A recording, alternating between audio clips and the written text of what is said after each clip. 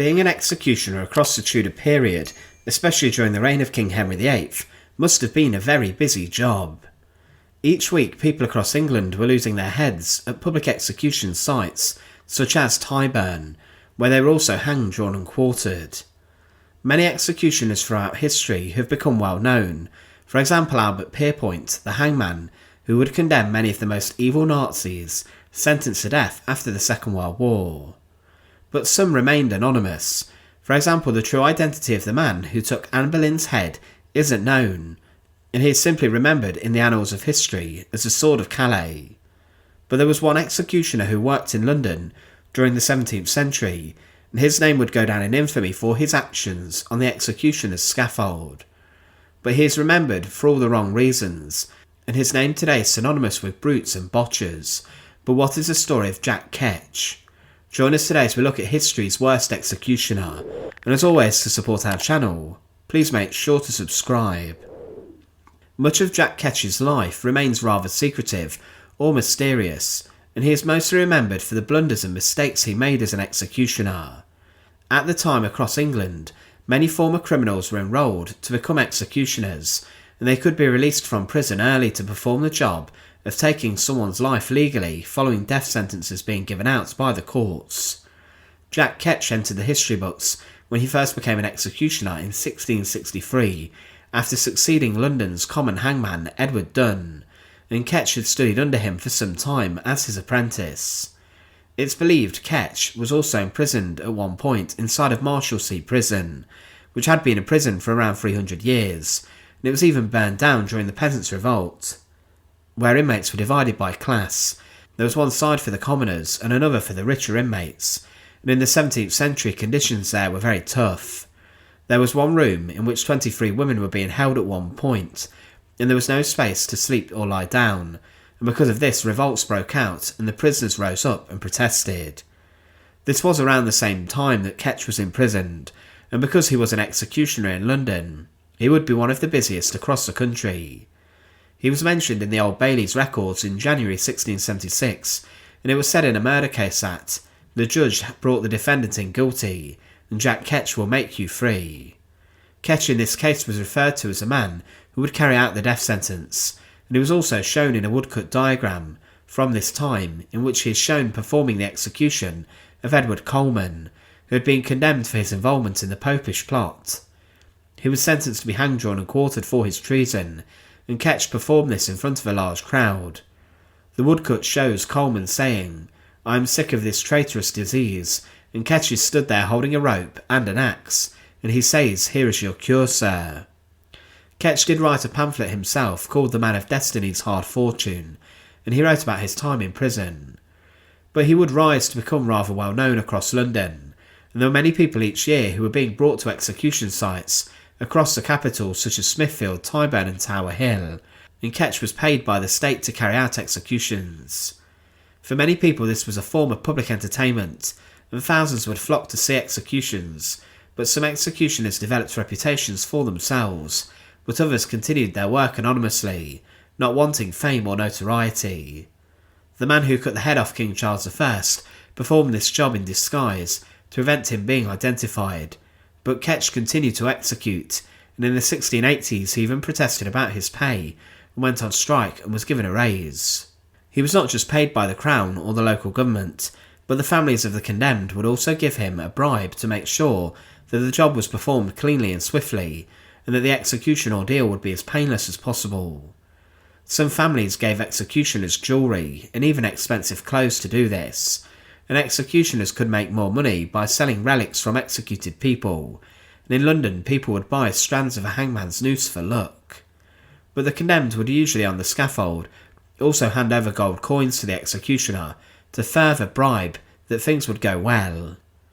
Jack Ketch was, it's quite clear, a skilled hangman, and he would not rather be a skilled axeman. In August 1681 he executed Stephen College, who was hanged, drawn and quartered, and he travelled to Oxford to do this. It was said that College was hanged for half an hour, and he was then cut down by Ketch and quartered under the gallows, and his entrails were burned inside of a fire next to the gallows. Hangings were considered more straightforward than this ordeal, and there was less that could go wrong, But it would be for two particular executions that Jack Ketch is remembered inside of the history books as possibly the worst executioner ever. On the 21st of July 1683, Jack Ketch was the man in charge of executing William Russell, Lord Russell, who was a leading member of the Country Party, who was seen as a rebel in Parliament, following King James II coming onto the throne. Russell had been held inside of the Tower of London for a few weeks, before he was condemned for treason. He was executed at Lincoln's Fields Inn, one of the largest public areas in London, and for this thousands of people flocked to witness his death.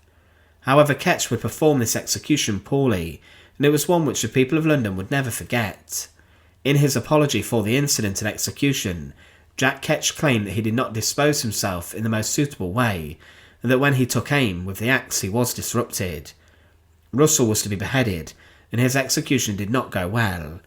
It was said that, on that occasion, Ketch wielded the instrument of death either with such sadistically nuanced skill, or with such lack of simple dexterity.